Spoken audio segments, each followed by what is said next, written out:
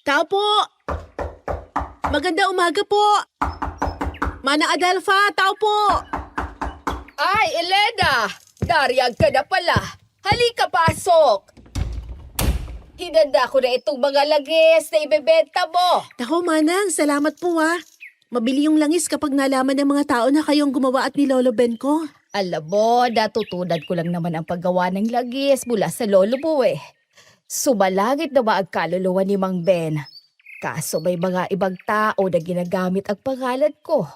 Sinasabing ginawa ko raw yung langis na tinda nila kahit hindi naman. Ay nako, teka, kumusta ka na? Hanggang ngayon ba ay binabangungot ka tungkol sa mga nangyari sa magulang mo? Hindi na po gabi-gabi. Ngayon, minsan sa 2 linggo. Pero okay lang po yun. Sigurado naman na matatapos din lahat ng ito. May dahilan ng Diyos kung bakit kinuha sa akin ng maagang buong pamilya ko. Ang importante, buhay pa ako at nagpapatuloy. Pinapahaga mo ako sa pagiging positibo mo sa buhay. Sayang, kung narito sana yung anak ko, ipapakilala kita para mahawaan mo ng positive energy. Baka sakaling mabawasan ang galit nun sa mundo. Oh, eto, kunin mo. Hindi ito langis. Babango ito sa mga kobre kama. Ako mismo ang gumawa niyan. Babango yan. Tsak na makakatulong yan sa pagtulog mo. Mahihimbing ka. Talaga po? Salamat, Manang ha. Pwede rin po ba ako magbenta nito?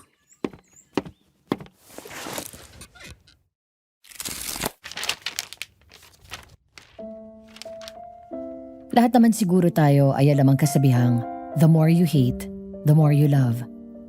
Naranasan niyo na ba to? Paano kung ang taong may pinakaayaw sa'yo, siya palang labis na magmamahal sa'yo? Handa mo bang isugal ang puso mo? Dear Aswang Diaries and Madam Venus, hello po. Ako nga pala si Elena, ang inyong bubbly chinita ng Negros. Panganay mula sa isang pamilya na may payak na pamumuhay. Magsasaka po ang mga magulang ko at may 2 akong nakababatang kapatid. Sa kabila ng kakulangan namin sa pera, hindi yun naging hadlang para hindi kami maging masayang pamilya. Tinuruan ako ng mga magulang ko na makontento sa kung anong meron ako. Kasama na doon ang palaging pagpapasalamat sa Diyos. Ang ikukwento ko sa inyo ay nangyari ng isa kong tindera ng langis, kung saan nakilala ko si Lester, isang albularyo na ubod ng suplado. Pero bago po natin simulan ang kwento ni Elena, huwag din po natin kalimutang bisitahin at pakinggan ang kwento ng ating kapatid na channel na Aswang Confessions.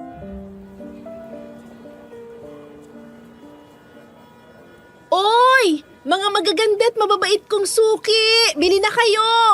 Psst! Kuya! Langis! Mabisang panghilot! Isang hagod, goodbye body paints! Mabango pa amuyin mo! Gawa mismo ni Manang Adelfa! Fresh na fresh! Mabisa rin itong palaban sa aswang! Halika, bili tayo. Ay, bili nga. Sige. Magkano ba? Kaubos na rin yung langis ko. Bili nga ako na. Miss, magkano? Magkano? 80 dito sa maliit na bote. 150 sa malaki, ate. May binibenta rin po akong pang-spray sa mga kobre ng kamat unan. Mabisa po ito para makatulog ka na mahimbing. Si Manang Adelfo din po may gawa nito. Ito naman po, gawa ni Lolo Ben. Kilala niyo yun, di ba? Yung pinakamagaling na albularyo dito sa atin. Oo, si Mang Ben. Talaga? Si Lolo Ben? Di ba patay na siya? Ay, sir, bili na. Siya po talaga may gawa niyan. Ay, ma'am, salamat po ha. Balik lang po kayo agad kapag naubos. Okay, back to you, sir. Oo nga, wala na si Lolo Ben. Pero syempre, ipinamana niya sa akin kung paano gumawa ng langis. Wow, astig. Ikaw ang apo niya? Idol ko ang lolo mo eh. Sigurado ka na siya may gawa nito? Opo, sir. Sa katunayan, kagagaling ko lang sa... Miss, huwag kang nanluloko ng mga tao para makabenta ka lang. Langis lang ng nyug to eh. Walang espesyal dito. Tigilan nyo ng paggamit ng pangalan ni Manang Adelfa at Lolo Ben. Ay, supladong tuwa. Hoy, mister! Anong palagay mo sa akin, scammer? For your information, ako mismo gumawa nito. At ito, kinuha ko mismo kay Manang Adelfa kanina. Marami na akong nakitang nagbebenta ng ganito. na sinasabing mabisa. Pero hindi naman. Kaya hindi mo ako maluloko. Hindi ako naniniwala sa mga sinasabi mo. Albularyo ako. Kaya alam ko. Ay di wag kang maniwala. Kung ayaw mo, edi lumayas ka. At hindi ako manloloko. Mas lalong hindi ko ugali maggamit ng ibang tao. Sungit-sungit. Di naman siyang kausap. Daig pang alulod kung makasahod sa usapan ng iba. Pogi nga, suplado naman. Albularyo daw? Baka siya yung fake. Dr. Kwak-Kwak. Ano? Narinig ko yon. Abay, di mabutit narinig mo para hindi ko na uulitin. Hindi ako Dr. Kwak-Kwak. Bawiin mo yung sinabi mo, kundi... Na ano, fake? Dr. Kwak-Kwak? Dr. Kwak... Isang beses pa nasabihan mo ko ng fake at Dr. Kwak-Kwak, hahalikan na talaga kita.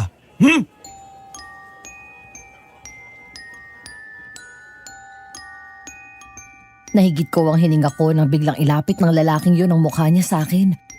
Alam ko naman na hindi niya iyon itutuloy at tinatakot lang niya ako na hahalikan. Kitang-kita ko sa pagkapiko niya sa akin, pero hindi ako nagpatinag. Lumaban ako at ngumisilang habang siya ay halos magbuhol ang mga kilay. Hanggang sa bumanda sa gilid ang mata ko at nakita si Bruno. Ang taong grasa na may problema sa pag-iisip at gumagala lang doon sa bayan. Bago ko pa mahulaan ang gagawin nito, napasigaw ang lahat habang kami ng lalaki ay nanlaki ang mga mata nang itulak siya ni Bruno. Naglapat ang mga labi namin, Madam Venus. Nahalikan ako ng lalaking ito. Kiss na sila. Ano ba? Oh my God. Nagkiss sila! Nagkiss sila! Good job, Bruno! Sorry, miss. Tinulak lang ako. Uy, kuya! Sandali, uy! Hintayin mo ako! Nagkiss sila! Nagkiss sila! Bruno! Bumalik ka dito! Away ko ni Elena! Lagot! Tago na si Bruno! Tago na! Hoy! Eh bakit ka nakatulala dyan? Po? Wala po. Aba, hindi mo ako maluloko. Kilala kitang bata ka. May nangyari ano? Ha? Wala po. Kita ko ikaw! Tsaka, Lester, kita ko kayo! Nagkikiss kayo! Ano? He! Sino ba may kasalanan? Ikaw! Lagot ka talaga sa akin eh. Hindi niya ako inalikan ng sadya. Ito kasi si Bruno eh. Tinulak si Lester. Ayan, nahalikan tuloy ako. Sira! Siya yung chinika ko sa'yo na dating albularyong pogi, pero suplado. Dati? Eh bakit dati? Hindi na siya nanggagamot ngayon? Hindi na. Ang alam ko, mula nang mamatay ang asawa niya ay tumigil na siya. Galit sa mundo yun. Ay basta, may kwento yun kaya huminto siya. At saka, kung bakit ganun siya kasuplado. Kinawawa rin kasi sila noon, lalo yung asawa niya. Talaga po? Ano ho nangyari? Ako, ay wag na nating pag-usapan yan at malulungkot ka lang sa pinagdaanan nila. Babalik nga tayo sa nangyari kanina. Bakit nauwi sa paghalik niya sa iyo ang nangyari? Ano bang pinagtalunan ninyo?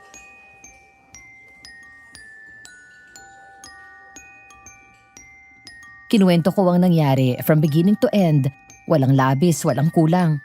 Habang nagkakwento ako, lumipat kami sa loob ng karinderya. Nagbigay siya ng mga order ng customer.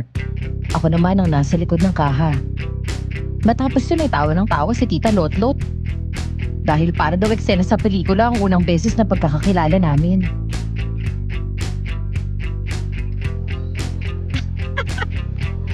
Bibigyan ko talaga ng full bath at body massage itong si Bruno eh. Aba, mukhang siya pang nakahanap ng love life mo. Kasi naman eh, first kiss ko yun. Alam mo, pagpasensyahan mo na yang si Lester. Masungit lang talaga siya pero mabait yun. Magaling na albularyo yun. Alam mo ba, isa siya sa nakapatay doon sa aswang na. Na, ano po yun? Napatay niya ang isa sa 2 aswang na pumatay sa buong pamilya mo. Po? Kung ganun, nakita niyo yung isa pang aswang? Maaari. Saan nakatira si Lester?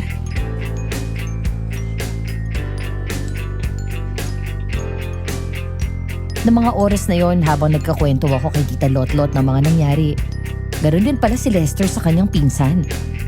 Ayon sa napag-alaman ko, pagdating daw sa bahay hindi na siya mapakali. Kahit siya nagulat sa nangyari.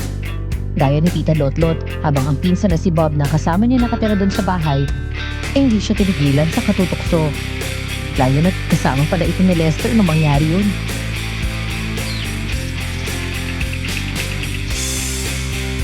Oh, ganyan, tulala ka dyan. Okay lang kaya siya? Teka, sino ba yung tumulak sa akin? Eh, sino ba?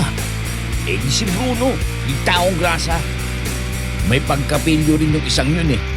Ikaw naman kasi, nilapit mo yung mukha mo eh. Balak mo talaga siyang alikan? Siyempre hindi. Tinatakot ko lang dahil napikon ako sa sinabi niya. Eh, ikaw naman kasi, sinita mo pa. Paano kung nagsasabi naman siya ng totoo? Paano kung galing nga kay Tita Adele pa yung langis na yun? At lolo talaga niya si Lolo Ben? Nagsasawa na kasi ako sa mga gumagamit ng pangalan ni nanay na nagbebenta ng mga fake na langis. Malay ko ba? Baka isa siya doon. Teka, ano bang pangalan ng babae? Hindi ko kilala sa pangalan eh. Pero madalas ko siyang nakikita doon sa palengke tsaka doon sa karinderya ni Aling Lotlot. Babalikan ko siya bukas. Kailangan kong humingi na maayos sa paumanin. Magdala ka ng bulaklak o kaya prutas. O kahit anong sa tingin mo magugustuhan niya. Sa tingin mo, ano kaya magandang dalhin? Hindi naman siya yung tipong materyosa eh. Simple siya pero maganda. Siya yung tipo ng babae na kahit anong ibigay mo, magugustuhan niya. Talaga? Paano ka nakakasiguro? Basta magtiwala ka sa akin. Kabisado ko na ang bawat kiliti ng mga babae. Palibasa, babaero ka. Uy, grabe ka ha. Hindi ha. Sige, pag-iisipan ko kung anong ibibigay ko.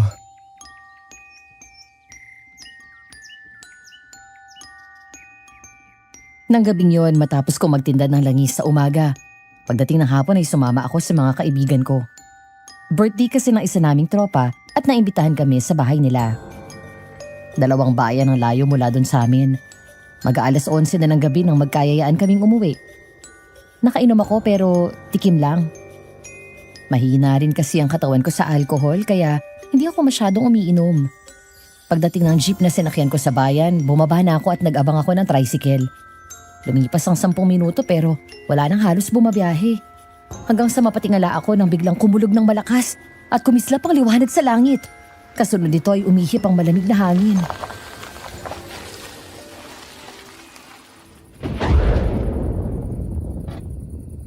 Ano ba yan? Wala nang masakyan na tricycle. Makapaglakad na nga lang. Baka abutan pa ako ng ulan eh. Kung kailan naman kailangan, saka naman ako naloba. Ay, pusa mong basa!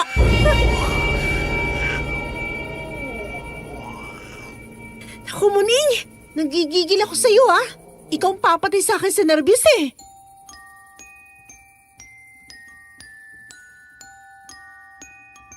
Bigla akong huminto nang makita ang daang babagtasin ko. Yun ang parte ng kalsada na madilim dahil nasira ang isang ilaw sa poste. Ang magkabilang gilid ay puro puno papasok sa gubat. Yun pa naman ang nakakatakot na parte.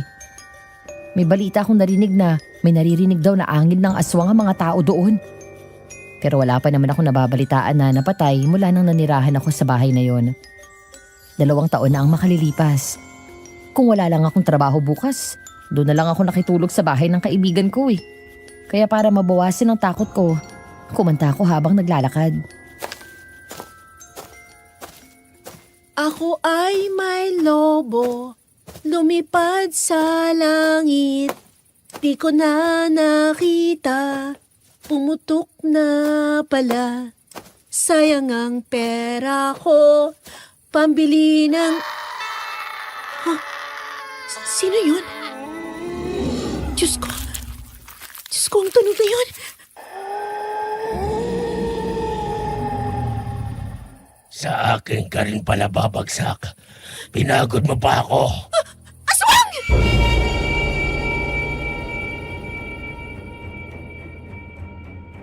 Matapos kong marinig ang malakas na sigaw ng babae na sinundan ng angil ng aswang, parang may sariling buhay ang ulo ko na kusang lumingon sa loob ng maraming puno. Hindi ko alam kung nananadya ang tadhana dahil naroon sa ilalim ng puno, kung saan tumatama ang liwanag mula sa sinag ng bilog na buwan. Nasaksihan ko ang isang nilalang na nilalapa ang katawan ng isang babae. Ganun na lang ang kilabot na naramdaman ko nang lumingon ito sa akin at nakita ko ang nakakatakot niyang mukha. Nanginginig ang mga kamay ko. Biglang bumalik sa isip ko ang madilim na bahagi sa buhay ko. Natakpan ko ng mariin ang tenga ko nang muli kong marinig sa isip ko ang malakas na sigaw at iyak ng pamilya ko. Sa isang iglap ay naging sariwa ulit sa alaala ko ang mga naganap. Kasabay ng pagbagsak ng mga luha ko. Para akong pinako sa kinatatayuan ko, Madam Venus. Natulala na lang ako na dapat sana tumatakbo na ako. Bigla kong hindi maigalaw ang buong katawan ko hanggang sa parang may gumising sa ulirat ko. Takbo, Elena! Tumakbo ka na! Walang pwedeng makaalam ng tungkol sa akin. Tulong! Bumalik ka dito, babae ka! Tulungan niyo ako! Tulong! Nang sa wakas ay nagawa kong igalaw ang katawan ko, mabilis akong tumakbo. Walang lingon-lingon. Para akong hinahabol ng kamatayan ng mga sandaling yun. Kasabay nito ay ang pagbuhos naman ng malakas na ulan. Habang tumatakbo ako, bigla akong nadapa dahil naging madulas na ang daan dahil sa maputik na kalsada. Nanginginig ako dahil sa lamig na bunga ng ulan at takot. Nang lumingon ako, nakita kong malapit na akong abutan ng aswang. Kaya, kahit nanginginig na rin ang mga tuhod ko, pilit akong tumayo at tumakbo. Dahil sa sobrang taranta, hindi ko na malaya na pumasok na pala ako sa kakahuyan. Panginoon, iligtas niyo po ako, parang awa niyo na. Wala ka nang mapupuntahan. Tulungan niyo ako! Huli ka!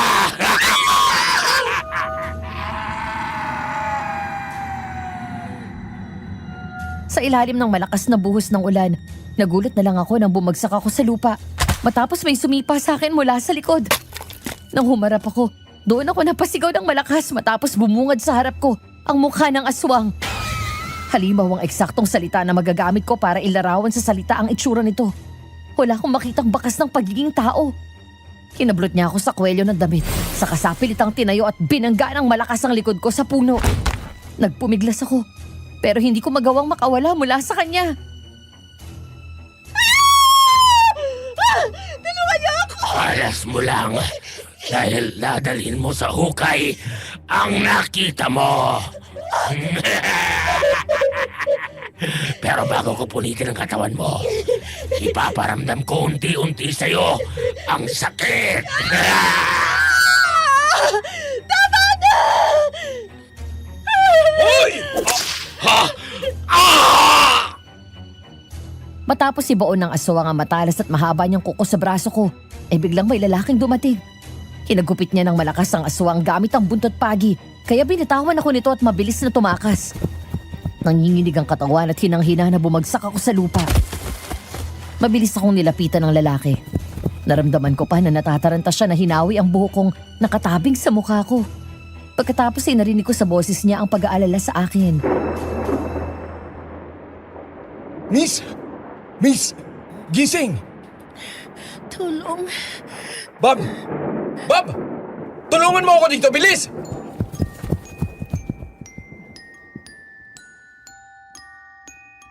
Ang lalaking humalik sa akin. Siya ang dumating at nagpalaya sa aswang. Ang kwento sa akin ni Bob, pagkatapos akong buhatin ni Lester, agad nila akong dinala sa kanilang bahay. May malay ako sa mga panahon na yon pero nagdedeliryo. Nanginginig ang buong katawan ko dahil sa lamig at epekto ng trauma ko. Iniga nila ako sa papag na kawayan, habang si Bob ay mabilis na kumuha ng tuwalya at pinunasan niya ako sa ulo. Si Lester naman ang sumunod na umalis at may kinuha. Pagbalik nito ay may dala na siyang damit na pampalit.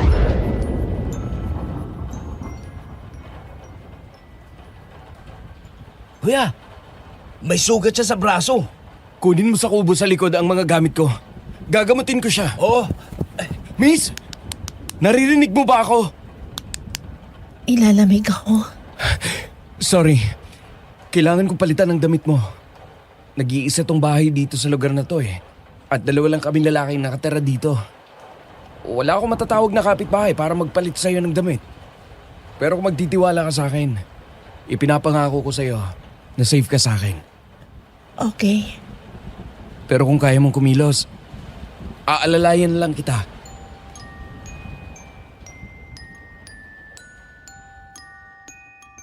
Sinikap kong bumangon kahit na nangangatog ang katawan ko.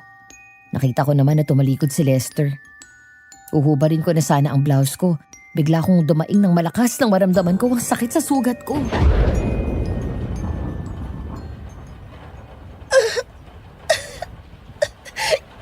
Yung sugat ko masakit. Sige, ako na. Sige na, bihisan mo na ako. Nahiya ka pa. Nahalikan mo na nga ako eh. Oh, joke lang yun ah. Baka mapikon ka na naman. O sige, kuya, nandito na yung... dyan ka lang muna! Huwag kang pumasok! May babae. Pinatay siya ng aswang Saan? sa loob ng kakahuyan. Sa parte ng daan kung saan sira ang ilaw sa poste. Dito lang sa bungad.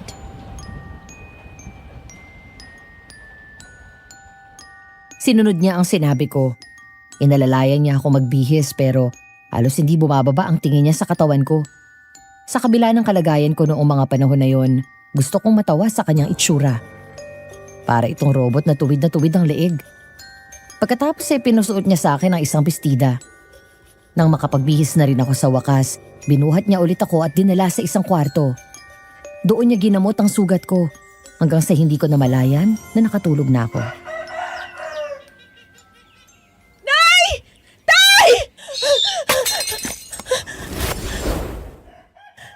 Panaginip lang. Nasaan ako? Okay ka lang? Oo. Nanaginip lang ako ng masama. Yung aswang nakita ko.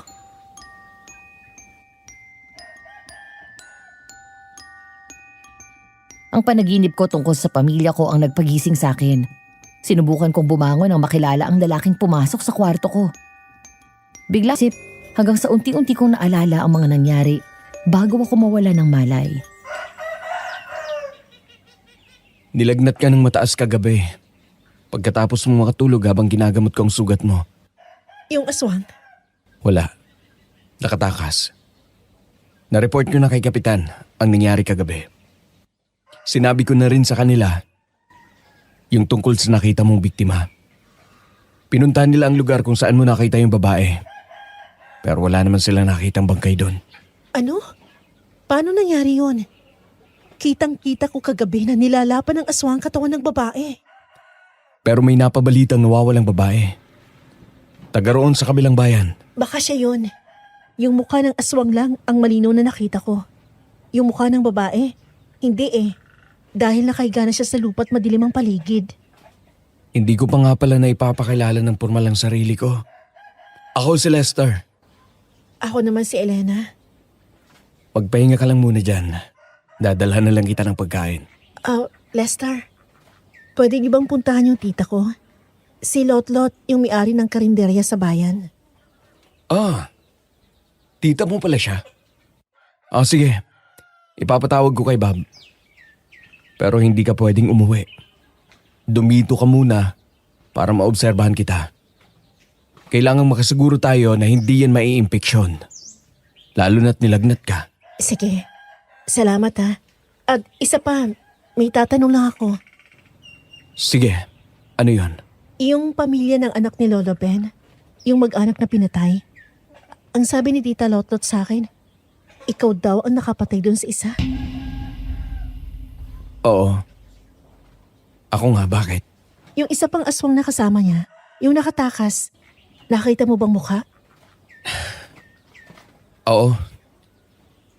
Pero hindi ko na masyadong maalala ngayon ang detalyado eh. 10 taon na rin ang lumipas mula noon. Bukod doon, marami nang nangyari sa buhay ko sa nakalipas na panahon. Nawala na doon ang isip ko. Bakit? Itatanong ko lang sana kung may balita ka kung nasaan yung isang aswang na nakatakas. Wala eh. Pagkatapos ng gabing yun, nawala siyang parang bula. Bakit mo na itanong? Kilala mo ba yung mga biktima? Ako yung panganay na anak. Ang nag-iisang nakaligtas ng gabing yon. Ah, ikaw pala yun? Alam kong matagal na mula nang nangyari yon. Pero nakikiramay ako sa nangyari. Natutuwa ako makita na buhay ka at maayos. Salamat.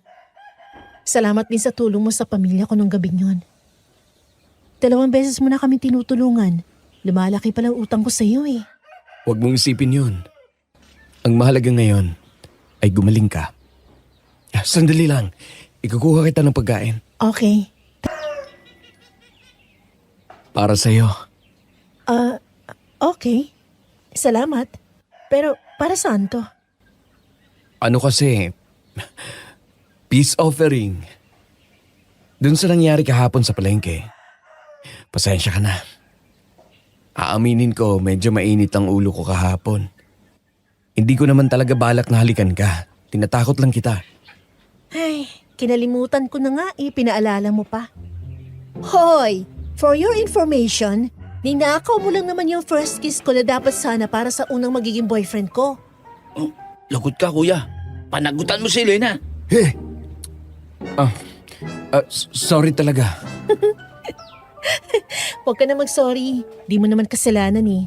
Nakita ko yung ginawa ni Bruno. Pero tatanggapin ko tong bulaklak. Ang ganda eh. Ngayon lang may nagbigay sa akin ng flowers. Salamat. Walang anuman. Sige, kain ka na.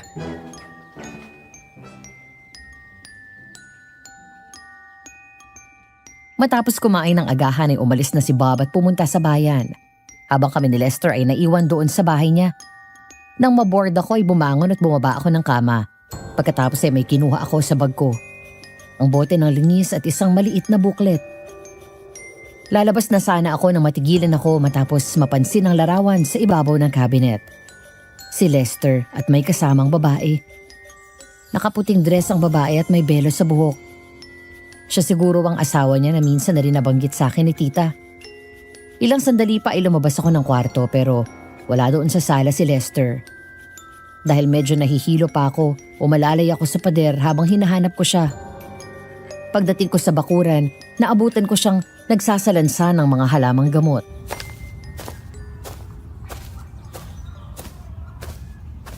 Lester, Oh, bakit bumangon ka? Kumusta ng pakiramdam mo? medyo hilo pa. Pero kaya ko na maglakad. Nabagot ako sa loob eh. Hindi ka pa masyadong magaling. Halika. Maupo ka muna dito. Bibigay din ako sa'yo. Oh, kunin mo.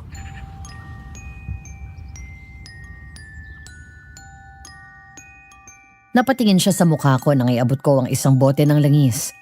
Kumunot ang noo niya gaya ng reaksyon niya noong araw na unang beses kaming nagkakilala. Tumawa lang ako. Saka ko nilagay yon sa kamay niya. Pagkatapos ay kumuha ako ng ilang piraso ng halamang gamot, asin, bawang, isang tuyong sanga at ugat ng halaman. Saka ko yun inilapag sa mesa na nasa kanyang harapan. Yang mga yan ang nakahalo diyan sa laman ng boteng hawak mo. Tapos may orasyon gamit ang dasal na to. Totoo to? Oo nga. Astig to ah! Ito yung binibenta mo dun sa palengke? Oo. Sabi ko naman sa'yo talagang mabisa yan eh. Amin niya itak mo. Kapag binuhos mo to dyan sa talim at ginamit mo to sa mga aswang, lalo na kapag natamaan mo sa dibdib, hihinto agad sa pagtibok ang puso nila at tuluyang mamamatay. Kapag naman hindi mo sila napuruhan at nasugatan mo lang, di nagagaling yung sugat nila hanggang sa mabulok yun. Talaga? Hindi ka nagjo-joke? Mamatay man. Tapos kukuluyan kapag may panganib sa paligid mo. Sinong gumawa nitong langis? Ako. Itinuro sa akin ng lolo ko. Yung iba naman Totoo naman, kinuha ko yung kay Manang Adelphi. Kilala mo ba yon? Natural. Nanay ko yun eh. Ah, kaya ka pala nag-react ng ganun eh. Close kami ng nanay mo, no?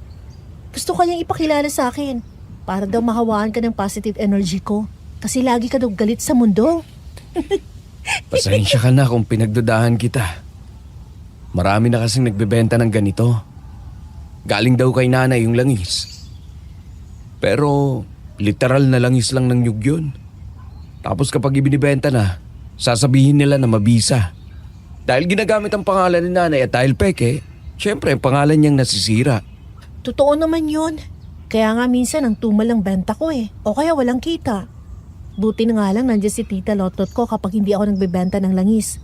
Ako nagsusupervise sa kainan niya.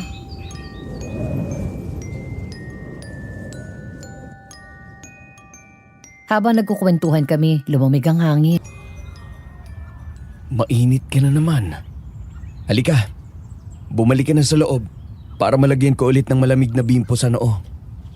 Hayaan mo, kapag gumaling ako, babawi ako sa iyo. Huwag mo nang isipin yun. Halika na, balik na tayo sa loob. Okay.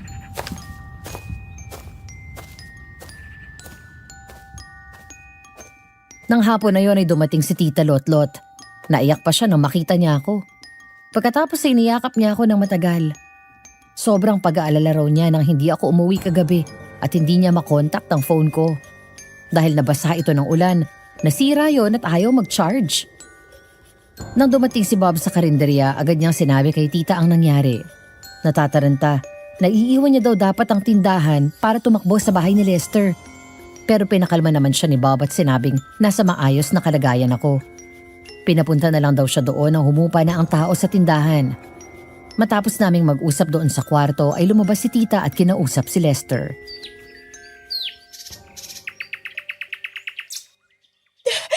Lester, ay maraming salamat sa pagliligtas mo sa pamangkin ko. Utang ko sa iyo ang buhay niya. Wala po yun. Buti nga ho at dito siya nagawin nung gabing yun. Siya po palang anak na nakaligtas sa pagpatay ng 2 aswang sa pamilya ng anak ni Lolo Ben? Oo, kapatid ko yun.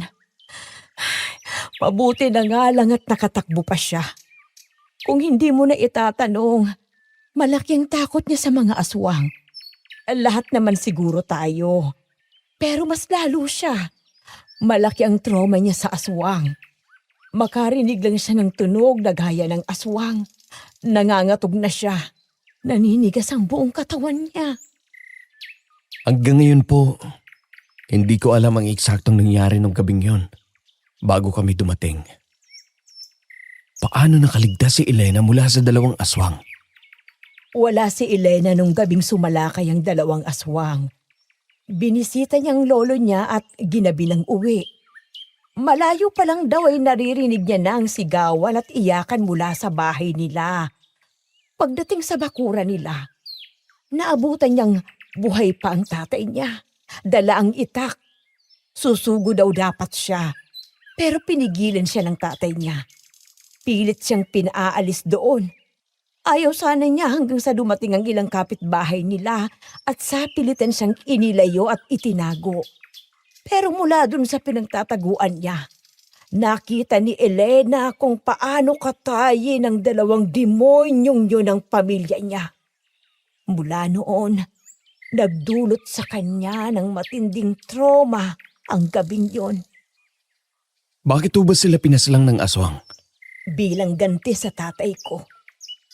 Maraming aswang at mga engkanto na nakalaban ng tatay ko sa buong buhay niya bilang albularyo.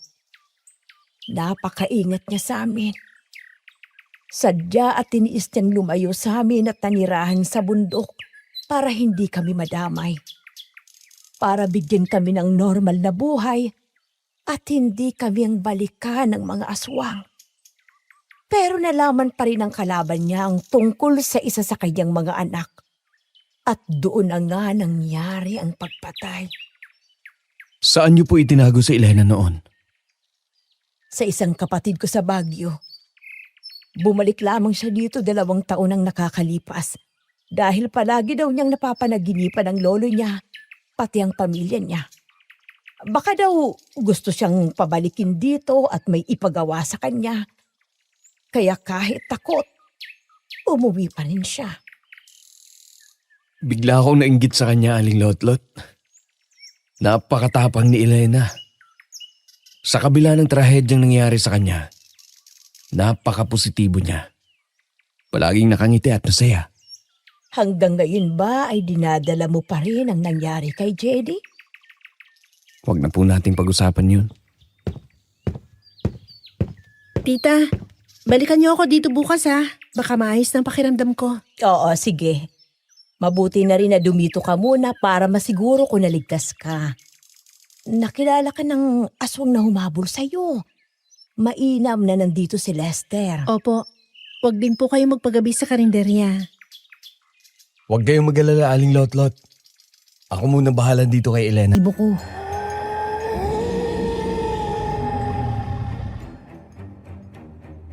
May aswang. Elena, ang akala ko, Shh! May aswang. kumukulo ang langis.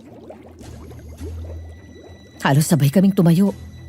Lumapit siya sa akin at halos sabay lumingon sa bintana sa kusina. Ang disenyo nito ay parang rehas na gawa sa kawayan at natatabingan lang ng maikling kurtina. Kaya naman kitang-kita namin ang anino ng aswang nang dumaan ito. Salamat sa maliwanag na ilaw sa labas.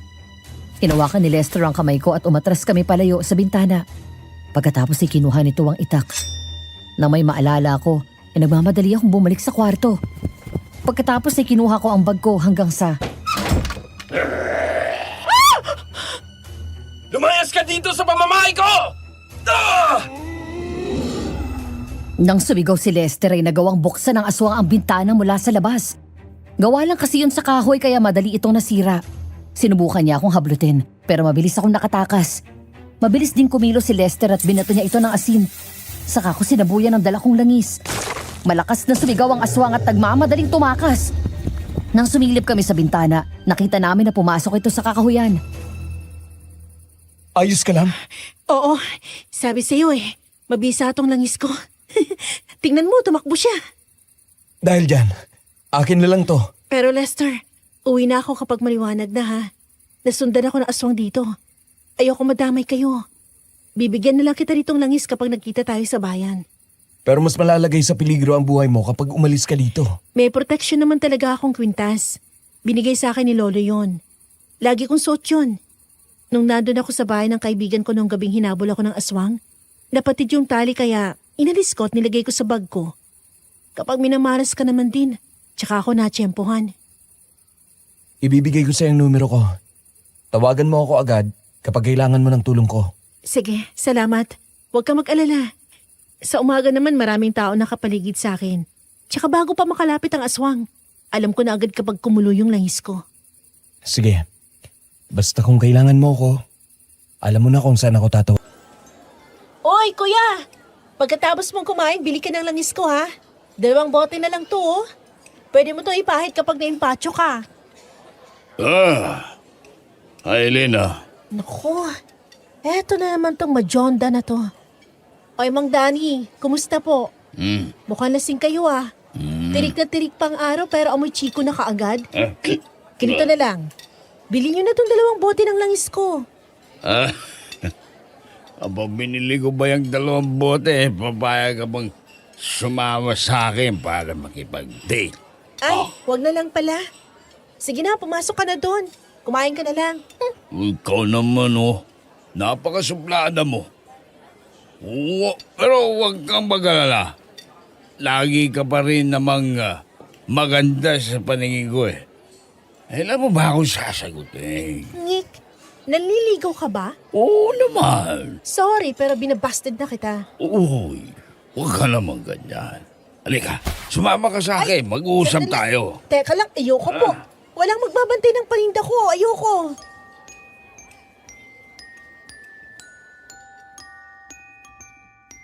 Siya si Mang Danny, ang kanang kamay ni Mang Badong, kapitan ng baryo namin.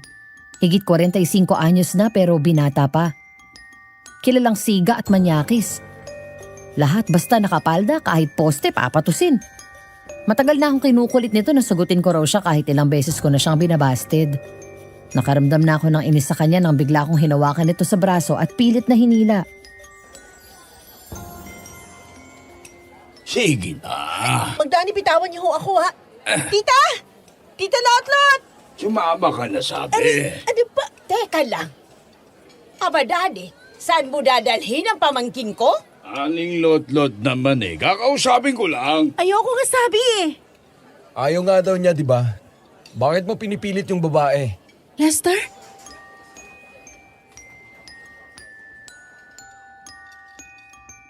Nagulat ako nang biglang hawakan ni Lester ang kamay ni Mang Danny. Nakita ko na mariin ang pagkahawak nito sa kanya, kaya napilitan siyang bitawan ako. Patulak na binitawan din ni Lester ang kamay ng lalaki, kaya halos mawalan nito ng balanse at mapaupo. Pagkatapos hinarang niya ang sarili niya mula sa akin. Nang tiningnan ko siya, hindi na maipinta ang mukha nito sa galit. Pinukol ng masamang tingin ni Mang Danny si Lester at maangas na hinarap. Magkasing tangkad ang dalawa, pero medyo lamang sa muscles at abs si Lester. Bakit ka nakikialam, ha? Hoy, laos na albularyo. Ha? Akala mo kung sino ka maangas, ha? Wala kang may pagmamalaki sa akin, ha? Lasing ka na. Umuwi ka na. Dahil baka hindi kita matansya. Huwag mo kong tuturuan ang gagawin ko, ha? Linahali ka dito. Bitiwan mo ako. Ayoko nga sumama sa'yo eh. Sinabi ng bitiwan mo siya! Harassment na tong ginagawa mo! Wala akong pakialam. Ano, matapang ka, ha? Lalabanan mo ako, ha? Oo! Halika dito! Ma, Anong palagay mo sa sarili mo? Batas dito? ha? Hoy! Tuta ka lang ng kapitan dito. Tapos akala mo kung sino kang makaasta sa mga tao dito? Butarantado ka. Hep, hep! Hoy, huminahon kayo! Lester, tama na. Mang Danny, tama na. Lumayas ka na.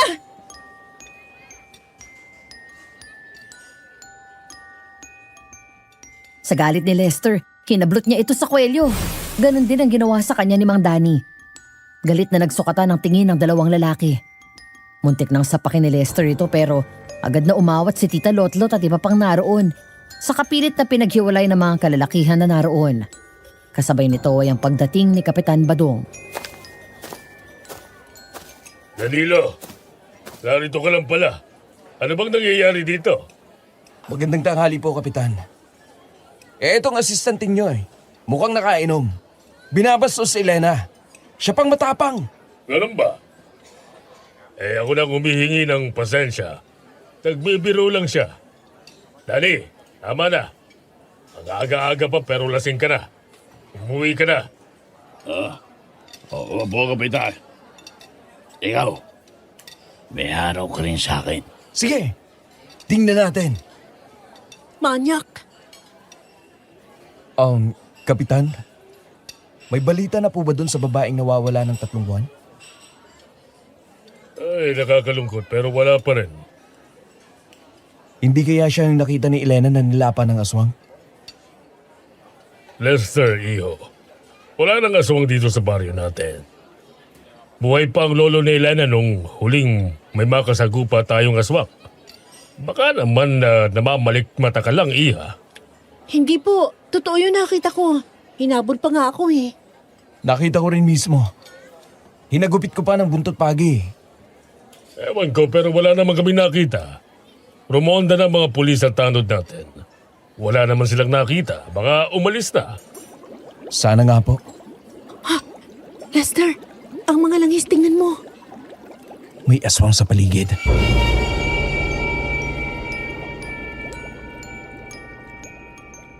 Nanlaki ang mata ko ng pagtingin ko sa mga langis ay kumukulo ang mga ito. Agad akong nakaramdam ng takot. Hindi naman kami nag-ingay o nataranta. Pasimple kaming tumingin sa paligid at tinignan ng isa-isa ang mga tao doon. Maging ang mga kumakain sa loob ng karinderiya. Pero wala naman kaming nakitang kakaiba sa kilos. Hanggang sa magulat kami nang biglang pumutok ang bote at nabasag.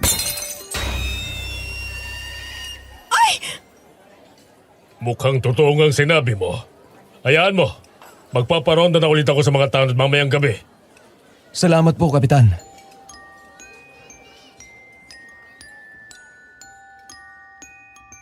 Nang makaalis si Kapitan ay bumalik na rin sa loob ng karinderya si Tita Lotlot. Napakamot na lang ako nang makita ang langis na kumalat sa mesa. Kasama na ang laman nitong mga tuyot na sanga ng puno at halamang gamot. Salamat. Hay, pera na nabasag pa. Malas talaga sa negosyo yung matandang yun. Kapag lumalapit sa akin yun, lagi ako nalulugi. Malakas ba agad ang kulo ng langis? Ewan ko. Nakita ko na lang na kumukulo yung langis sa 2 bote. Pero hindi na yun ang importante. Lugi ako ng 160. Babayaran ko na lang. Mas mabuti pa na umuwi ka na. Hindi ka ba nag-aalala? Nasa paligid lang natin ang aswang. Ibig sabihin, sinusundan ka niya. Maliwanag pa naman eh. Tsaka hindi naman yung basta makakalapit lalo hawakan ako. May suot akong anting-anting. Huwag na huwag kang maglalakad mag-isa, ha? Baka mamaya, hindi ka nga mapatay ng aswang. Pero baka hablutin ka lang ng siraulong Dani na yon. Oo na nga eh. Pagkatapos nito, ihahatid na kita sa inyo. Teka, kakain muna tayo. Halika, libre kita. Total, niligtas mo ako sa manyakis na yon. Kapag binastos ka ulit nun, takutin mo. Sabihin mo, may boyfriend ka na. Ha? Eh sino naman ang ipapakilala ko? Ako! Uy, in love ka na sa akin oh. Siguro, na-fall ka nang nag-kiss tayo sa palengke. Hindi ah! Kunwari nga lang. Huwag kang ang feeling. Sos, ang suplado na naman ni Manong. Kunwari ka pa. Pero sige, sabi mo yan ha. Isasampal ko sa fastlock ng madjondang yun na jowa kita. So, ibig sabihin, months na rin natin 2024? Yee! Ay, ang kulit mo talaga. Oo na. Sige na.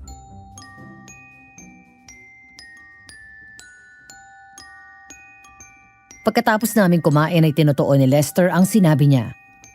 Talagang hinatid niya ako sa bahay namin. Pagkatapos ay mahigpit ang bili na huwag na akong lumabas.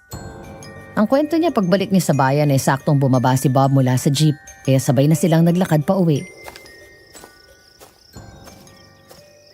Kuya, umamin ka nga sa akin.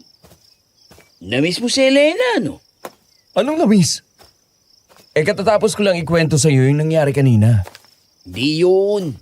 Ang ibig kong sabihin, yung bang presence niya sa bahay? Oh, huwag kang mag-deny. Akala mo hindi ko nahahalata.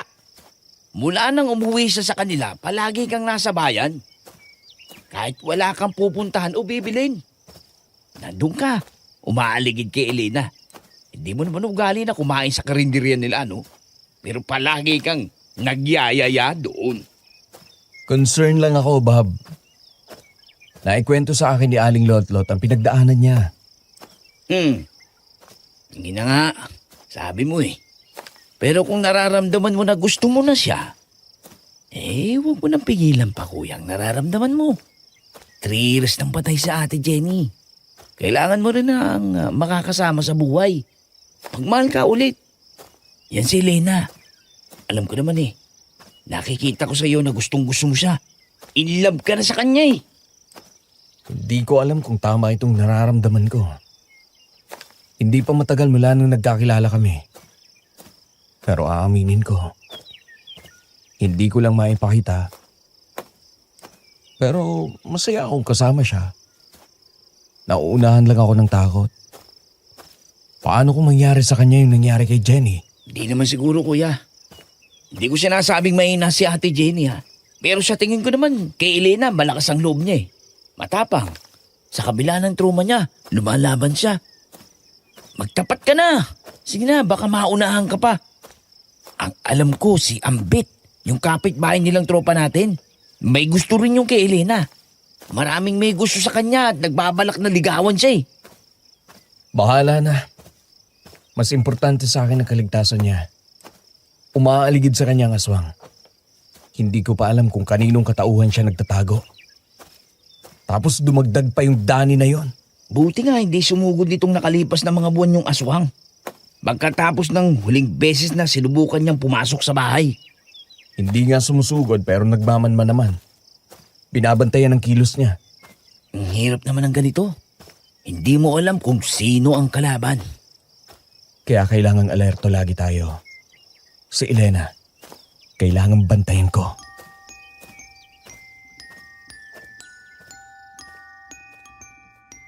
Kinagabihan ng huling tingin ko sa oras ay 15 minuto bago mag alas 12 ng hating gabi. Katatapos ko lang orasyonan ng mga langis na ginawa ko. Sinalin ko na ang mga ito sa kanya-kanyang bote habang sinasalansan ko ang mga ito sa ibabaw ng kabinet. Bigla akong natigilan nang may marinig na kumakaluskos sa labas ng bahay. Nakaramdam ako ng takot, lalo na't mag-isa ako ngayon sa bahay. Sa karinderya na natulog si tita ng gabing yon dahil may malakihang order sa kanila ng pansit, puto at lumpiang Shanghai na dadalhin sa munisipyo. Kailangan ay maaga silang magsimula ng pagluluto, kaya hindi na siya umuwi. Agad kong kinuha ang itak at isang bote ng langis, saka muling nakiramdam.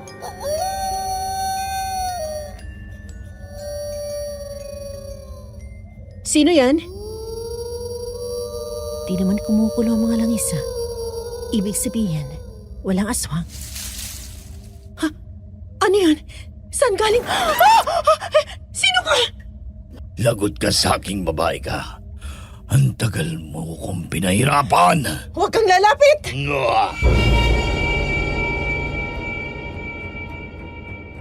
Sa halip na aswang, isang lalaking matangkad, nakaitim na damit mula ulo hanggang paa. Natatakpan ng bonnet ang ulo at mata lang ang nakalabas.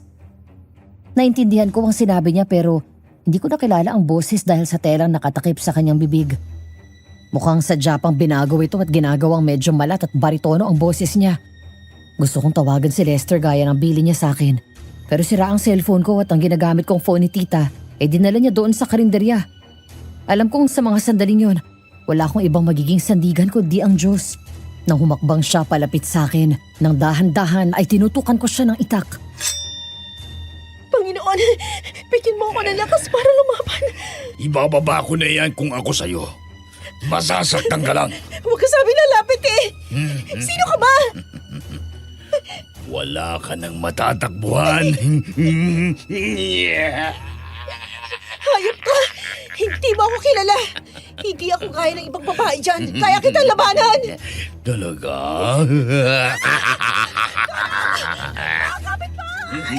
Huli ka! Lalabang ka pala. Sa wakas, matitikman na kita bago ka mamatay.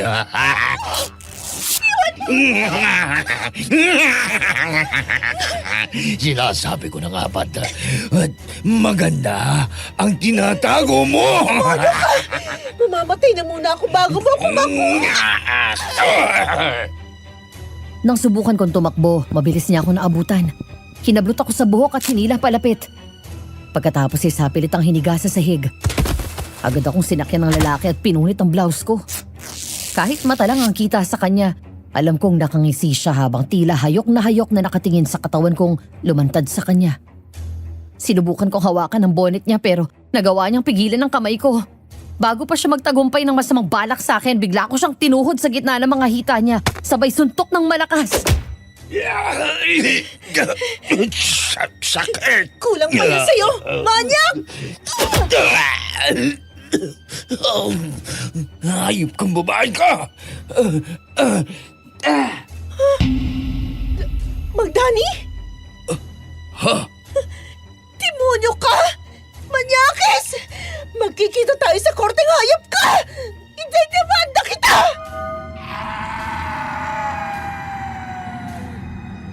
Kitang-kita ko ang gulat sa mata ng lalaki matapos kong banggitin ang pangalang yun. Sa gitna ng panlalaban ko, matapos ko siyang suntukin ng malakas, bigla lumabas ang totoong boses nito. Ngunit sa kabila ng narinig ko, hindi ko na naisip na alisin ang bonnet sa mukha niya dahil ang tanging nasa isip ko noong panahon na yon ay makatakas. Nang bumagsak siya sa akin ay inipon ko ang lakas ko para itulak siya palayo. Nang bumagsak siya sa gilid ko, saka ako nagmamadaling tumayo. Akma akong aakyat sa hagdan nang mahawakan niya ako sa paa. Sinipa ko ulit siya sa muka pero hindi niya ako binitawan. Kaya kinuha ko ang alkohol na nasa gilid ng hagdan at binuhos ko yon sa mukha niya. Nang makita ko yung bukas na pinto sa may kusina, naisip kong tumakbo papunta doon para humingi ng tulong sa mga kapitbahay. Sinipa ko pa ng isang beses na malakas ang lalaki, saka ko siya tinalunan. Agad akong tumakbo papunta sa pinto. Pero natigilan ako nang pumasok ang aswang. Ang mga nakasabit na pangontra sa pinto ay wala na. Doon ko napagtanto na magkasabwat ang lalaking ito at ang aswang. Tinanggal niya ang mga pangontra para makapasok ang aswang. Nang bumaba ang tingin nito sa katawan ko, bigla akong tinakpan ang sarili ko habang dahan-dahan na umaatras.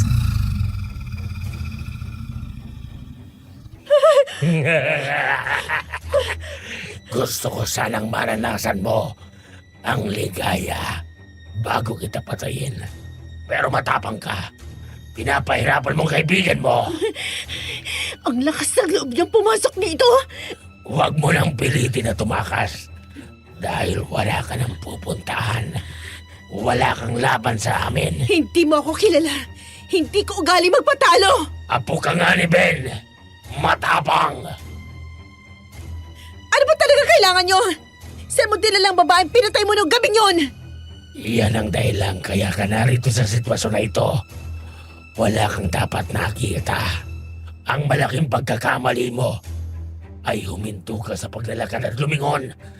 Tumakbo ka na lang sana. Pipilang ako ng 3. Kapag hindi ka umalis dito, pagsisisihin mong tumapa ka sa bahay na to. Huwag mo kong takutin. 1, 2. Ayaw mo talaga, ah? 3!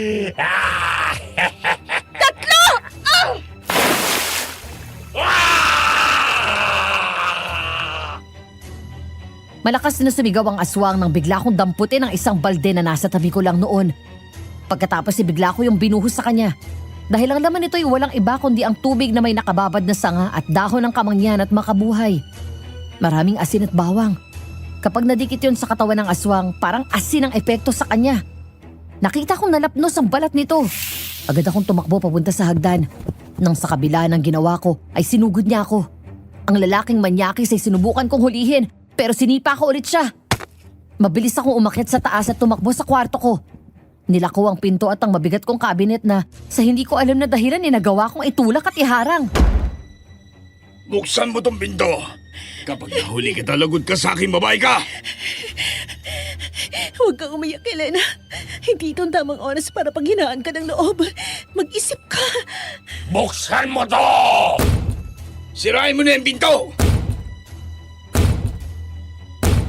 Nataranta ako nang makita kong ginigiba nila ang bahay. Agad umikot ang tingin ko hanggang sa makita ko ang bintana. Sliding window kasi yun at gawa sa kape shells. Wala akong ibang paraan kundi ang dumaan doon. Hinablot ko ang isang damit ko sa kama at kinagat ko yun. Pagkatapos nagmamadali akong sumampa sa bintana. Nanginginig ako sa takot na tumingin sa ibaba. Takot ako sa heights at medyo mataas ang tatalunin ko.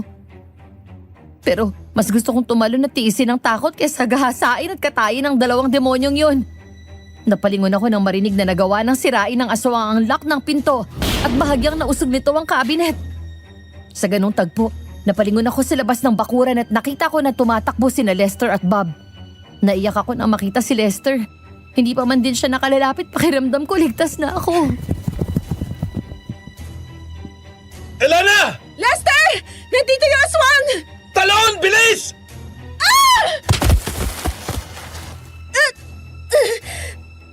Elena! Tayo! Bilis! Nandyan na sila! Tumuloy siya sa bintana. Ang albularyo! Narito na rin siya! Baka alam meron talagang isang yan! Hindi na nadala! Mabilis akong bumangon. Bago pa ako makatayo ay nasa tabi ko na agad sina Bob at Lester. Inalalayan nila ako at tumakbo kami palayo. Hanggang sa huminto ako nang makaramdam ng pagod. Hingal na napatingin ako sa kamay ko. Labis ang pangangatog ko. Doon ako tuluyang naiyak nang maalala ko ang nangyari. Niyakap ko ang sarili ko nang maalala ko na punit ang damit ko. Natingala ako kay Lester nang hawakan nito ang kamay ko, saka hinaplos niya ako sa pisngi. Kinuha nito ang damit kong kinuha kanina, saka tinulungan akong isuot yun. Huwag ka na matakot. Nandito na ako. Isuot mo muna to. Si Mang Daddy, magkakampi sila ng aswang. Sinubukan niya pagsamantalahan ako. Ano? Talagang hayop ang lalaking yon. Yung aswang, kuya! Ang akala namin ay tumakas na ang aswang. Kaya hindi na kami umalis sa harap ng isang bahay kung saan kami huminto. Doon ko kinuwento sa kanila ang lahat ng nangyari hanggang sa mula sa gilid ng bahay kung saan may daan papasok ng gubat. Nagulat kami at mabilis na umatras na lumabas ang aswang at humarang sa daan. Tsak na sa likod ng bahay sila dumaan dahil lumabas ito mula sa kakahuyan. Matapang silang humarap sa aswang. Hawak ang kanilang armas, itakay babat sibat at buntot pagi kay Lester. Hinarangan nila ako tinago sa kanilang likod. Habang ako'y lumingon sa paligid at hinahanap ang lalaking may kaboses ni Mang Danny. Nang lumingon ako sa likod ay nakita ko siyang malayo na habang tumatakbo ng mabilis papunta sa kabilang direksyon. Ibigay niyo sa akin ang babae!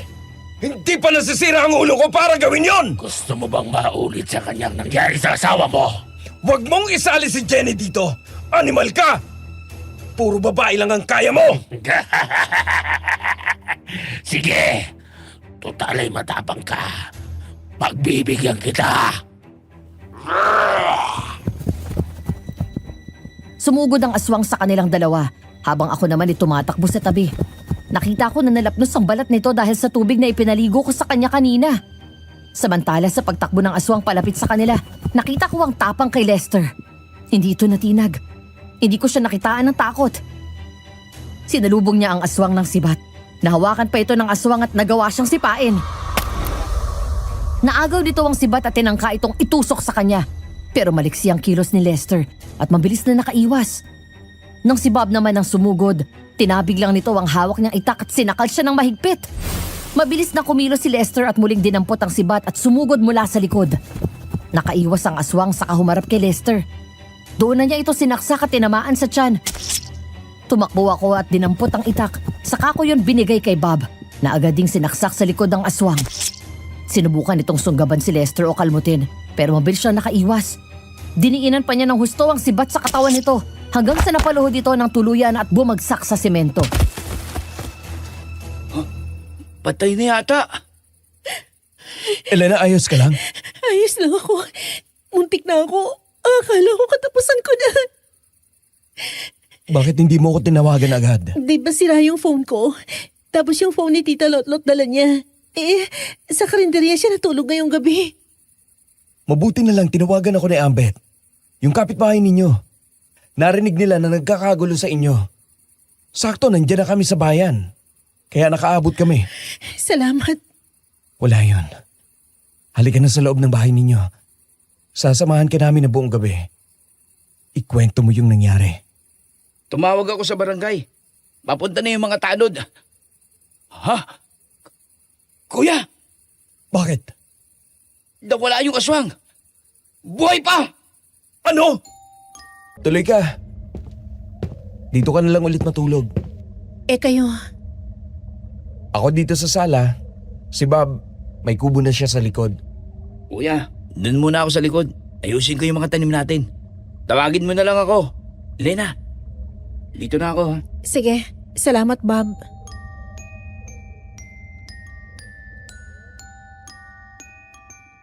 Nang maiwan kaming dalawa ay tumuloy na ako sa loob ng kwarto. Sumunod siya sa akin at nilapag ang malaking bag ko. Matipid akong ngumiti sa kanya at agad na bumawi ng tingin. Ang totoo ay nahihiya ako sa kanya dahil makikitira ako. Ayoko sana na nakakaabala ako ng tao pero kinailangan at wala kaming mapagpilian. Ayoko naman di iwan mag-isa si Tita Lotlot. Mula nang maulila na ako, siya na ang tumayong nanay ko. Palibhas ay matandang dalaga rin. Ayos ka lang? Oo. Bakit tahimik ka? Hindi ako sanay na ganyan ka. Wala. Nahihiya lang ako na nandito na naman ako. Ano ka ba? Hindi ka na iba dito. Mas mahalagang kaligtasan mo. Huwag kang mag-alala. Hindi na makakapasok sa bakuran ng aswang. Di gaya ng nangyari dati. Hindi kasi kami naglagay ng pangontra sa bakod nun eh. Umiiwas ang aswang dito dahil siguro alam na albularyo ako. Sana matapos na to para bumalik na sa normal ang buhay ko. Ang akala ko pa naman, tuluyan na namatay yung aswang. Darating din yan. Huwag kang mag-alala. Nandito ako. Ako na magluluto ng gabihan natin. Sige.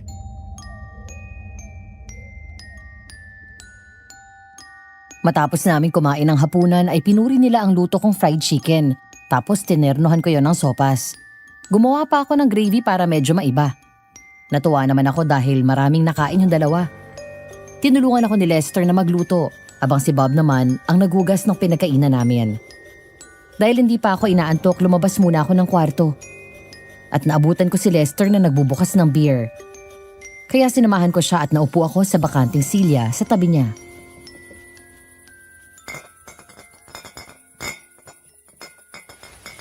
Gusto mo ng beer? Hindi. May ina ako uminom eh. Kwentuhan muna tayo. Malakas ka uminom ng alak? Hindi naman, sakto lang. Malakas pag may problema. Wah, Ano yun? ikaw. Gumiti ka. Marunong naman akong umiti. Hindi ko lang pinapakita sa labas. Dati masayahin ako. Talangiti. Halos kaibigan ng lahat. Kaya nga na-inlove sa akin ang asawa ko. Dahil masaya daw akong kasama. Bukod sa pogi. De, joke lang. Agree naman ako doon. Namatay si Jenny dahil nagpakamatay siya. Ano? Dati, maraming namamatay dito sa bayan na to dahil sa aswang. Hanggang sa pagtulungan ng lokal na pamahalaan, ako at iba pang kalalakihan, tinugis namin ang mga aswang. Isang araw, nagpaalam sa akin ng asawa ko na lalabas, kasama ng best friend niya. Nang gabing yun, umuwi siya na duguan at may mga kalmot sa braso. Pinatay daw ng aswang ang kaibigan niya. Takot na takot siya. Para siyang nawala sa sarili, sa sobrang takot. Hanggang sa lumipas ang ilang araw, kumalat dito sa baryo na siya ang aswang. Ang lahat ng akala kong kaibigan namin, lahat ng taong tinulungan ko, ginamot ko, at lahat ng inakala ko na kilala ang pagkatao naming mag-asawa. Lalo na si Jenny. Lahat sila ay hinusgahan siya. Sinaktan. Inalipusta nila ang asawa ko. Hanggang sa hindi niya nakayanan ng lahat. Nakita na lang siya ni Bob na nakabigti doon sa isang puno sa bandang loob ng kakahuyan. Ang mas masakit pa nun, nung nagpakamatay siya, hindi alam ng asawa ko na buntis siya. Grabe naman. Kaya ba huminto ka sa panggagamot? Huminto lang ako sa panggagamot dito sa baryong ito. Pero nanggagamot pa rin ako sa ibang lugar. Hindi sila karapat-dapat sa serbisyo ko. Humanap sila ng ibang gagamot sa kanila. Noon, napakadali nilang maniwala sa chismis at tusgahan ang asawa ko. Tapos kapag nangangailangan sila, sa akin sila tatakbo. Hindi ako tanga. Mas lalong hindi ako uto-uto. Nawalan ako ng pakialam mula noon. Ibinigay ko ang buhay ko sa pagsisilbi sa baryong ito. Pero ang buhay ng asawa ko at ng magiging anak sana namin ang kinuha nila. Kaya mula noon, wala na akong pakialam sa kanila. Nakakapanghinayang. Ang ganda pa naman niya. Nakita kong picture niyo noong unang gabing dinala mo ako dito. Pero siguro, hanggang doon na lang talagang buhay. Okay naman ako. Tanggap ko ng lahat. Wala na nga yung picture niyo doon. Inalis ko na. Bago ko ginawa yon, dumalaw ako sa punto niya kaninang umaga. Nagpaalam ako sa kanya. Napakakawalan ko na siya para matahimik na siya. Nahanda na akong umusad sa buhay ko. Ang tagal ko rin siyang pinagluksa. Ang tagal din bago ko nabuo ulit ang sarili ko. Hindi man tayo nagkakilala noon. Pero nakaka-proud ka. Ang tapang mo. Ikaw naman ang nagturo sa akin nun eh. Ako?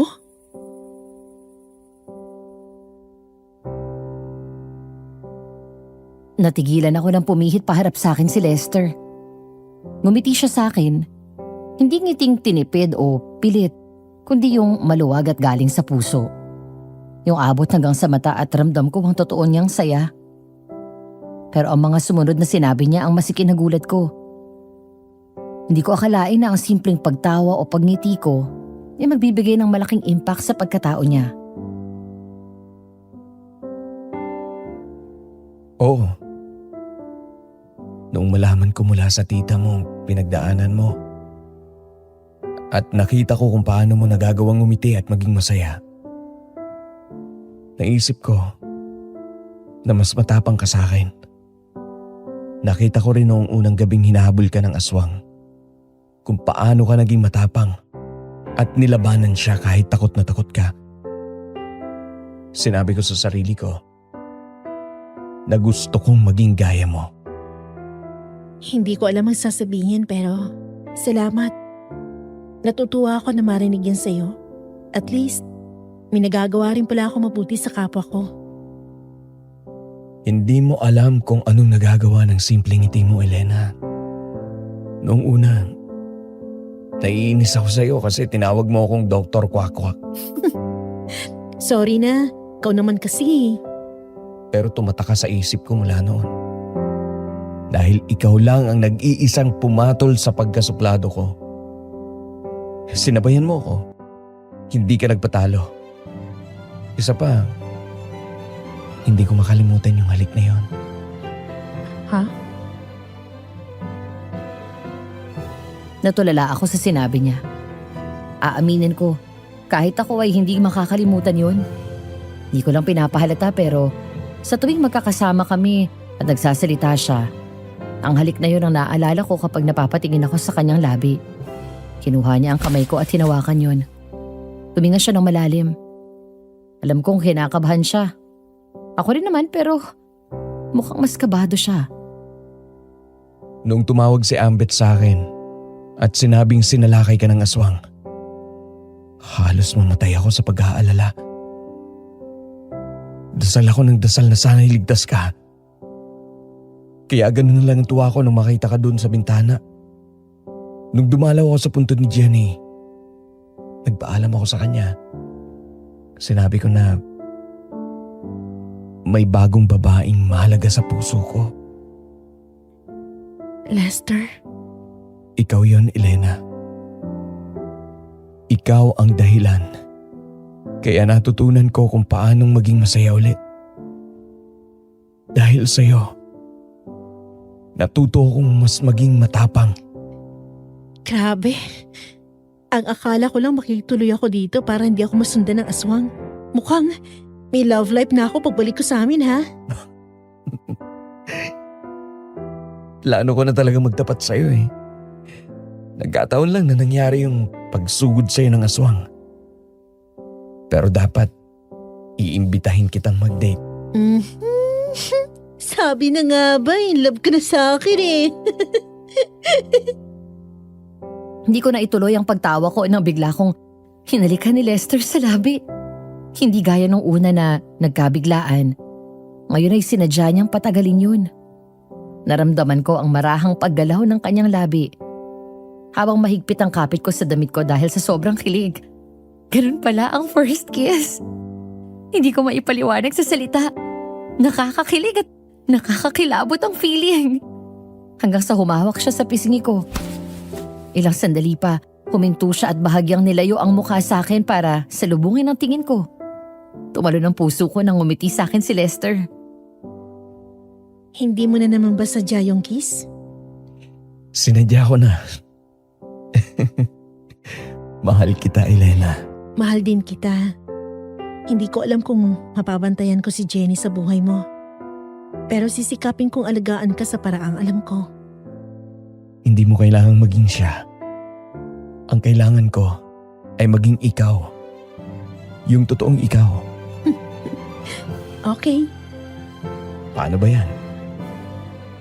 Ako ng first kiss mo. Ako pang first boyfriend mo. Kaya wag mo akong sasaktan. Siyempre hindi. Halika nga dito. Payakap naman sa girlfriend ko.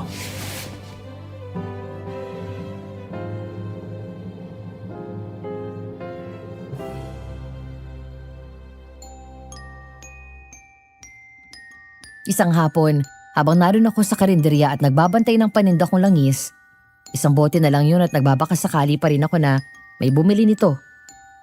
Habang naghihintay ako kina Lester at Bob. Maaga pa lang ay umalis na ang dalawa para puntahan ang isang pasyente nilang nakulam. Habang ang karinderya naman ay ubos na ang paninda. Elena, iligpit mo na yung tinda mo. Pagkatapos ay pumasok ka muna at dito mo hintayin si Lester. Nag-text na siya. Malapit na raw sila dito. Opo, tita. May niluto rin ako kanina ditong kalderetang baka. Pinagtabi ko kayo. Iuwi yun na lang para hindi na kayo magluluto ng ulam. Sige po, tita. Tsak mapaparami na naman ang kain si Lester mamaya. Paborito niya yan eh. Ay, mabuti kung ganun. Elena,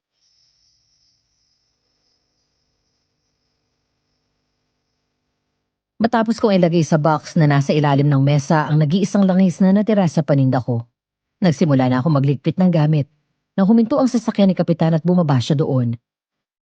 Ngumiti siya sa akin pero pinormalan ko ang mukha ko. Hanggang ngayon ay parang naririnig ko pa rin ang boses ng lalaking muntik nang gumahasa sa akin. Inintay kong bumaba si Mang Danny mula sa kotse. Pero mukhang wala ito dahil iba ang driver ni Kapitan. Nang makita siya ni Tita Lotlot ay lumabas ito at nilapitan kami.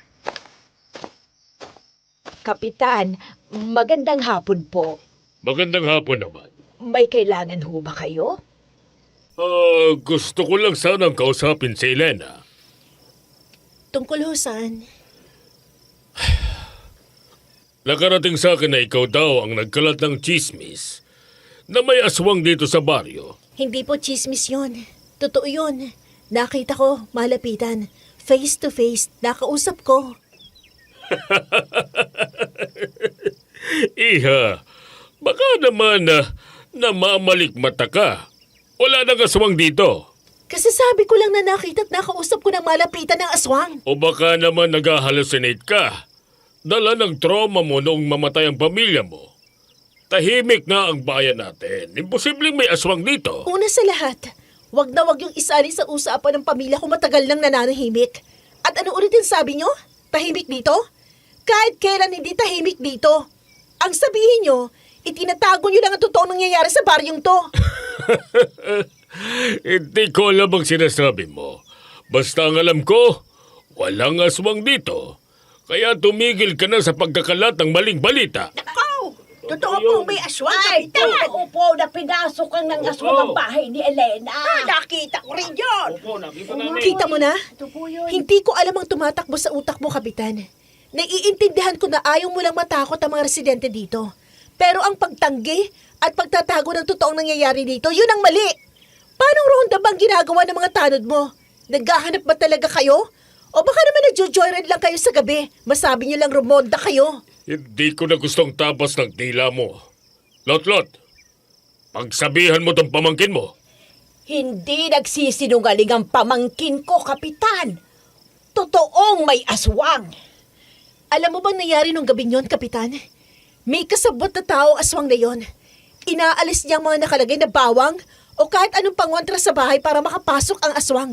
At yung lalaking yon, kaboses na kaboses ni Mang Danny. Nakakapagtaka lang. Mula na mangyaring gabing yon, hindi ko na siya nakita. Pwede ba, Elena? Huwag kang mandamay. Kapitan, Elena, anong nangyayari dito? Mabutit dumating ka na. Gusto kong sabihan mo tong si Elena na tumigil sa pagpapakalat ng chismis na may aswang dito. Kapitan, naroon kami ni Bob nung gabing yon. Kami ang nag-rescue sa kanya. At nilabanan pa namin ni Bob ang aswang na yon. Pati ba naman ikaw? Magpapadala pa sa kasinungalingan ng babaeng ito? Sabi lang may aswangga, may aswangga. Oo nga, nakita ko rin yun. Huwag kayong maniniwala sa sinasabi nitong si Elena. Ano bang malay nyo? Baka nasisiraan na ng bait ito. Ay, excuse me. Mawalang galang na, no? Eh baka kayo nasisiraan ng bait. Hindi nyo alam ang realidad. Anong sabi mo? Teka nga, Kapitan. Magkaliwanagan tayo. Halos lahat ng tao dito ay nagsasabing totoong aswang. Ako na mismong nakalaban at si Elena na nakaharap ito. Ayaw niyo pa rin tanggapin? Iba kasi yung ayaw mong maniwala dahil walang witness. Pero yung halos lahat na sinasabi sa iyo na totoo at nakita rin nila, ayaw mo pa rin paniwalaan. Wala naman kaming mapapala kapag gumawa kami ng kwento. Pero ikaw, ano meron? May pinoprotektahan ba kayo? May tinatago ba kayo? Si Danny ba? Wala akong alam sa sinasabi mo. Walang aswang.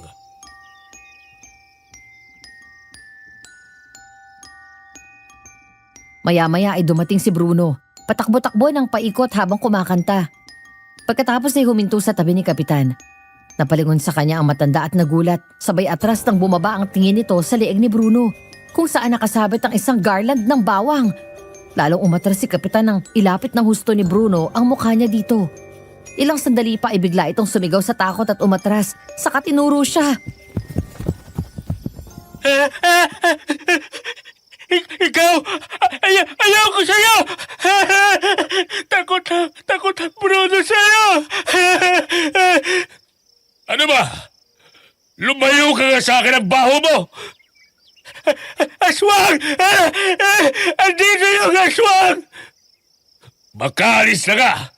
Wala naman pala akong mapapala dito! Hindi kaya ka todo tanggi tungkol sa aswang dahil ikaw mismong aswang? Ano? Anong pinagsasabi mo? Sa nakita ko ng gabing yun, parang kilalang kilala ng aswang at ng kasabot niyang lalaki ang isa't isa. Alam nilang bawat kilos ng bawat isa. Parang kayo ni Danny. Sakto. Kaboses niya yung lalaki, kaya... Nagulat ako at napatingin sa box sa ilalim nang marinig ang tunog na nabasag ang bote. Kinuha ko yun at nilagay sa ibabaw. Halos magbuhol ang kilay ko nang makita ko na ang bote ng langis ay nabasag.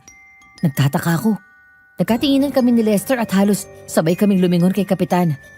Nang unang mabasag ang bote ng langis na paninda ko matapos yung kumulo ng husto, kasama rin namin si Kapitan. Naging mailap ang mata nito at galit na sinigawan niya ako. Baka ikaw ang aswang! Hindi ako aswang! Huwag mo siyang sigawan! Naturingang ikaw ang kapitan. Pero mukhang ikaw pang nagtatago ng krimen sa baryong ito. Hindi na rin ako magtataka kung bakit ganun kahayop ang assistant ninyo. May pinagmanahan naman pala eh. Hoy, Elena! At pati na ikaw, Lester. Kapag hindi kayo tumigil sa pagkakalat ng chismis tungkol sa aswang na yan, ipapadampot ko kayo sa pulis. Lalo ka ng babae ka! Eh di ipadampot mo. Gusto mo mauna na ako ngayon dun eh. Di ako natatakot sa'yo. Mga buwisit! Buisit ka rin! Magsama kayo ng assistant mong rapist! Tama na yan. Hayop na yun. Ako pang gagawing sinungaling? Takot ako! Takot si Bruno sa aswang! Saan mo nakita yung aswang, Bruno? Doon siya, oh! Sabi ng mamang aswang. Tapos, naging aswang siya. Sinong aswang, Bruno? Nakita mo ba? Aswang, takot ako sa kanya. Patay niya asawa ni Bruno. Patay niya rin si Junior. Ano? Pinatay din ng aswang ang pamilya mo? Kaya ka nagkaganyan? Salbahe siya. Ubad nung lalaki. Ubad siyang damit ng asawa ni Bruno. Tapos, kakain siya ng aswang. Ganun ang ginawa sa asawa mo? Yung aswang at yung lalaking kasama niya? Ginahasa muna ng lalaki ang asawa mo bago pinatay ng aswang? I'm sorry, Bruno. Hindi ko alam.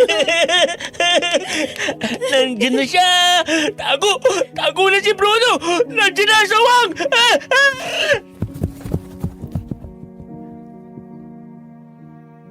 Kinabukasan ay hindi muna ako nagtinda. Si Lester naman ay hindi rin umalis at abala sa pag-aani ng mga tanim sa kanyang bukid. Habang naroon ako sa kusina at busy sa paghihiwa ng lulutuin ko sa pananghalian, bigla akong natulala ng maalala ang naging pagtatalo namin ni Kapitan. Di ko alam kung dapat kong pagsisihan na Sumasagot-sagot ako ng ganun. Bigla akong nag-alala dahil baka personalin kami ng kapitan. Dahil malalim ang iniisip ko, hindi ko na malaya na nasa kamay ko na pala ang talim ng kutsilyo. Saktong nahiwa ako, siyang dating naman ni Lester.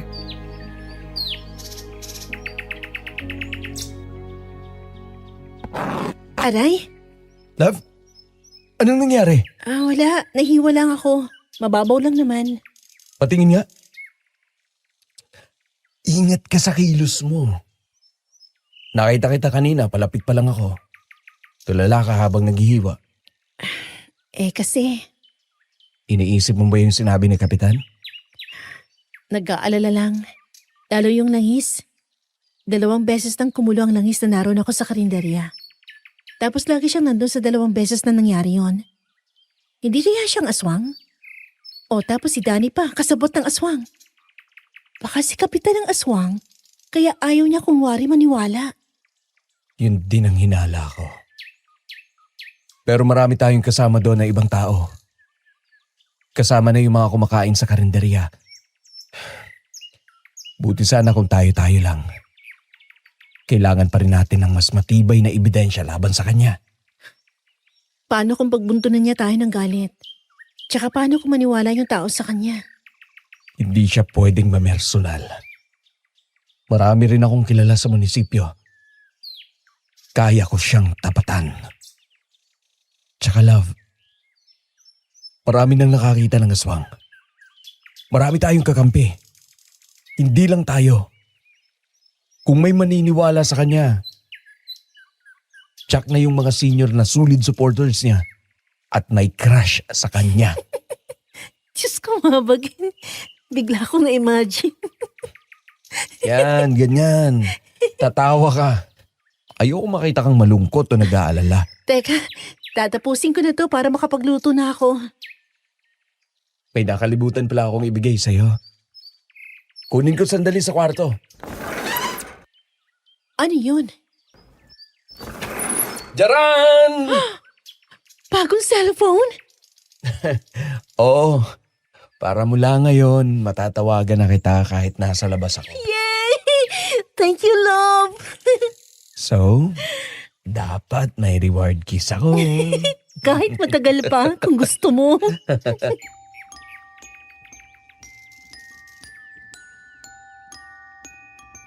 Isang gabi habang mahimbing kaming natutulog, naalimpungatan ako nang makitang nasa tabi ko na si Lester. Napangiti ako. Kahit na nakatira kami sa iisang bubong, hindi pa kami natutulog magkasama sa kwartong yon mula nang maging opisyal ang relasyon namin. Palagi siyang nakahiga sa sofa kung saan lagpas sa mga paa niya dahil matangkad siya. Pero nung gabing yon, malamig ang panahon. Kaya siguro siya lumapit. Siniksik ako sa kanya kaya nagising siya at ngumiti sa akin bago ako yakapin. Ang sarap mo palang yakapin. Pwede bang tabi na tayo matulog mula ngayon? Ang sakit na sa likod ng inihigaan ko sa labas eh. Mula ngayon, wala ka ng balak na pauwiin ako? Wala na. Nasa akin ka na eh. Pakakawalan pa ba kita? Sasabihin ko kay tita na hindi na kita ibabalik. Loko ka talaga.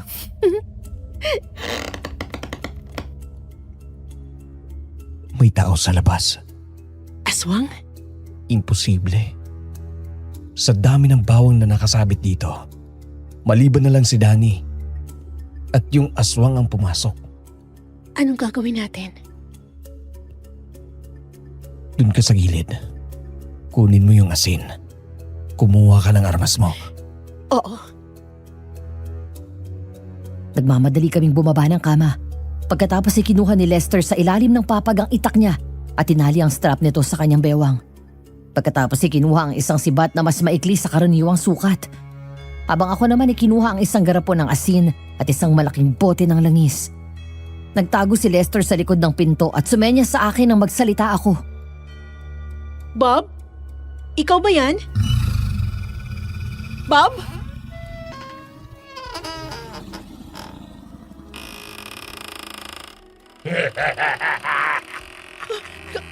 Kapitan! Ikaw ang aswang? Masyado ka ng maraming nalalaman. Binalaan na kita noon na tumahimik ka. Pero hindi ka nakinig. Matigas ang ulo mo. Manang-mana ka sa lolo mo. Hindi marunong makinig. Siya mismo ang nagpahamak sa sarili niyang anak. Ikaw ang isa pang aswang na pumatay sa pamilya ko? Alam kong matagal mo na akong hinahanap. Kaya hindi na kita pahihirapan. Unti-unting nagbago ang anyo nito. Natakpan ko ang bibig ko sa gulat. Ang dating takot ko sa aswang ay napalitan ng galit matapos kong maalala lahat ng ginawa nito sa pamilya ko. Susugo dapat ako, pero biglang lumabas mula sa likod ng pinto si Lester.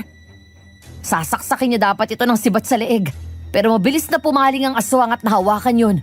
Hindi nagpatalo si Lester at nagawa niyang itulak ito hanggang sa masukol sa pader. Akmang sasaksakin siya ng aswang sa tiyan nang mabilis ko siyang binato ng asin.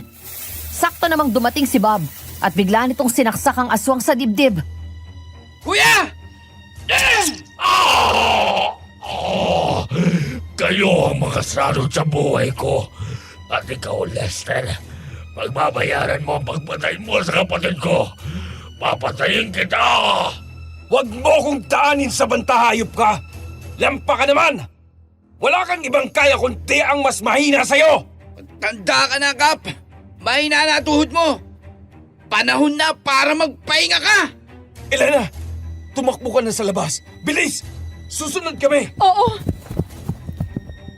Nagmamadali akong tumakbo palabas ng kwarto. Hanggang sa nagulat ako nang biglang may umapos na braso niya sa leeg ko. Nalaki ang mata ko nang makita si Mang Danny.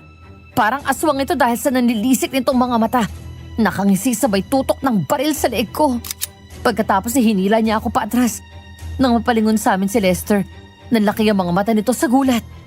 Agad itong nag-alala sa akin. Napilitan siyang bitawan ng aswang at mabilis na lumabas ng kwarto nang hindi binababa ang armas niya. Itiwan niyo si Kapitan!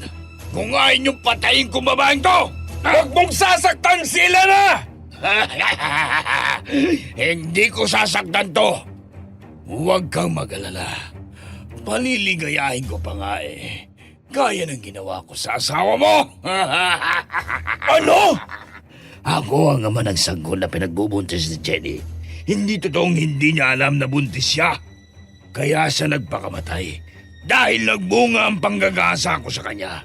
Noong gabing namatay ang kaibigan niya. Demonyo ka! Hayop! Simple ang usapan namin ni Kapitan. Papatayin niya yung isang babae. At sa akin ang asawa mo. Sinabihan ko na siyang huwag magsusumbong kahit kanino. Pero nagtangka siyang sabihin sa iyo ang nangyari. Ayan tuloy. Pinagkalat tuloy namin ang balitang siya ang aswang. Mas masahol ka pa sa ama mga aswang! Hayop ka! Bakit si Jenny? Ha? Anong kasalanan niya sa'yo? Wala siyang kasalanan. Pero ikaw meron. Siyang kabayaran ng kasalanan mo sa akin. Dahil sa pagpatay mo sa kapatid ko. Kung hindi ka nakialam nung gabing pinatay ko ang anak ni Tandang Ben at ang buong pamilya niya, buhay pa sanang asawa mo. Sagad hanggang sa impyerno ang kasamaan niyong dalawa! Hindi na ako nakontento sa pag-ubos niyo sa pamilya ko! Nagdamay pa kayo ng iba! Nanginginig pa rin ako sa magkahalong galit, takot at nerbiyos nang hilahin ako ni Mang Danny palabas ng bahay habang nasa tabi nito ang aswang. Sinundan kami ni Lester at Bob hanggang sa labas ng bakuran. Dahil sa ilaw na nanggagaling sa solar light, ang kwento ni Lester sa akin ay kitang-kita niya ang malademonyong ngiti ni Danny. Gusto mong panoorin kung paano ko tikman itong syota mo, ha? Papatayin kita! Oras na tinuloy mo ang balak mo! Matapang ka lang dahil may kakampi kang aswang! Halika dito, hayop ka! Tayo maganap! Hanggang ngayon, matapang pa rin kayo. Wala kayo sa posisyon ngayon para magmalaki. Hawak namin ang buhay ni Elena. Dali! Gawin mo lang gagawin mo sa babaeng yan. Dahil nagugutom na ako. At kapag natapos ako sa kanya, isusunod ko ang dalawang ito. Panoorin mo ang gagawin ko para makita mo kung anong ginawa ko sa asawa mo noon naman.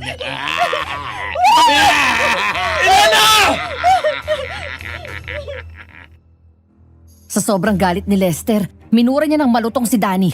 Kapag nagtatangka siyang lumapit o kahit si Bob ay mabilis silang tinututukan ito ng baril. O kaya naman ay humaharang ang aswang. Nagwala ako nang maramdaman ng nakakadiring pagdampi ng bibig nito sa leeg ko. Nagpumiglas ako pero hindi niya ako pinakawalan. May kinuha itong military knife mula sa likod nito at gamit yun ay sinubukan itong punitin ang blouse ko. Hanggang sa may naalala ko na nakapasa bulsa ko. Agad kong kinuha yon. Bumaba doon ang tingin ni Lester at pasimpleng tumango. Gusto mong mananasan ng kakaibang sarap? Ganyan. Makisama ka para hindi ka na masaktan. Ibibigay mo na ba sarili mo sa akin? Oo. Eto, tikman mo ang ikapitong impyerno! Ay! Anong nangyari? Bob! Ngayon na! Ang nasa bulsa ko ay ang isang balisong na naalala kong kinuha ko kanina mula sa gamit ni Lester sa ilalim ng papag kasabay ng asin. Hindi ko na malaya na nailagay ko yon sa bulsa ko dahil sa bilis ng mga nangyari. Agad kong kinuha yon at sinaksak ko sa pagkalalaki ni Danny. Sabay suntok ng malakas sa kanya kaya ito bumagsak sa sahig. Nang mabitawan ako ni Danny, nagmamadali akong tumakbo sa loob ng bahay. Sabay kuha ng isang bote ng langis. Pagbalik ko ay sinugod na ni Lester at ni Bob ang aswang. Nagawang iwasan ito ang sibat na binato sa kanya. Doon naman nakakuha ng tiyempo si Bob. Nasaksak niya ito sa tagiliran. Napaliyad ang aswang at sumigaw ng malakas. Sabay bunot ni Lester ng kanyang itak na nakasabit sa bewang at sinaksak sa dibdib si Kapitan. Lester! Ang langis! Ibuhos mo sa kanya! Tama na! Tapos ng panluloko mo at pagpapanggap mo sa lahat ng tao rito! Patayin mo na, kuya! Para sa mga taong pinatay ninyo! Sa pamilya ni Elena at kay Jenny na tinulak ninyo sa kanyang kamatayan! Hindi niyo ako mapapatay. Hindi niyo ako mapapalaya sa bayong to. Ako pa rin ang kapitan dito! Tumahimik ka! Matapos kong ibato kay Lester ang bote ng langis, galit na galit siyang binasag yun sa ulo nito. Nang tumapon ng langis sa balat ng aswang, ay lalo siya nagwala at sumigaw. Hanggang sa nagulat kaming tatlo sa malakas na 2 putok ng baril na umalingaw-ngaw sa buong paligid. Agad tumakbo si Lester at niyakap niya ako. Sabay umupo kaming tatlo. Sa isang iglap ay patay na bumagsak ang aswang matapos itong tamaan ng bala sa noo at sa leeg. Nagkatinginan kami at lumingon sa paligid. Hanggang sa natulala kami na makita kung kanino nang galing ang bala na yun. Bruno! Ikaw ang bubaril sa aswang!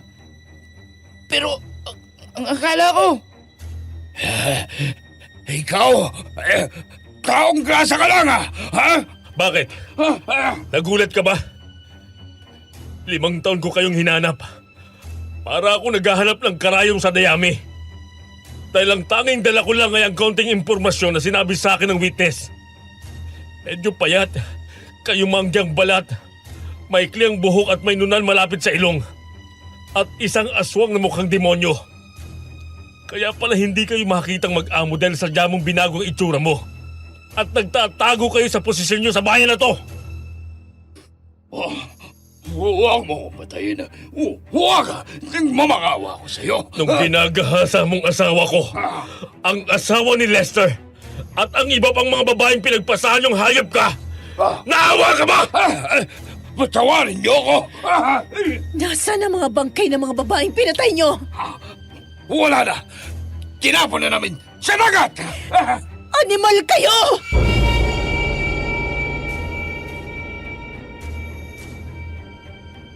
Matapos tumawag si Bruno ng mga pulis, kinuha ng mga ito at hinuli si Danny.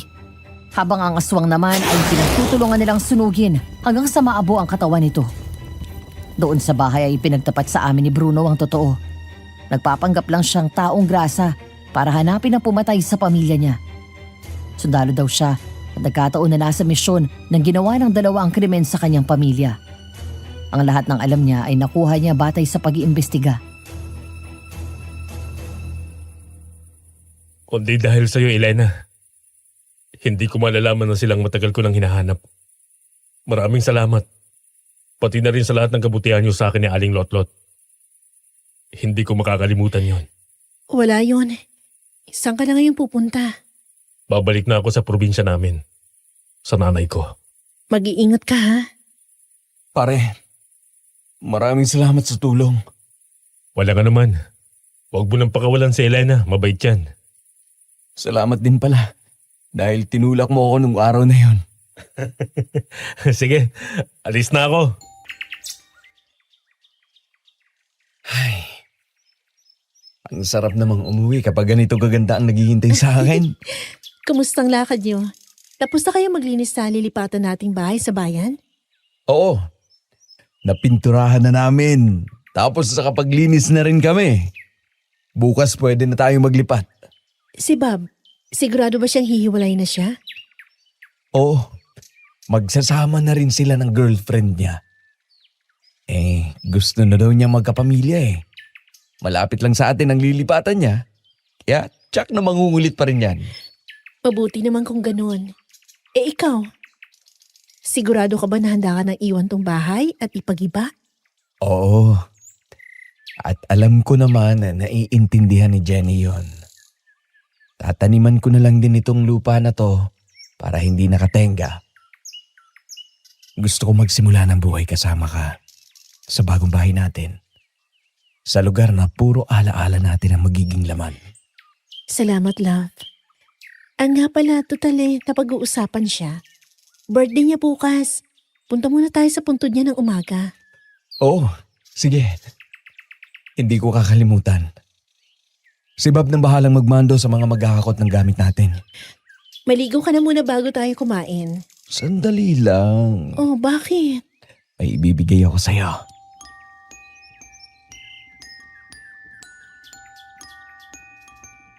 Nagulat ako nang mailabas itong singsing mula sa bulsa ng pantalon nito. Hindi yun gaya ng iba na mamahalin na malaki ang diamante. Simple lang yun at mas maliit ang bato.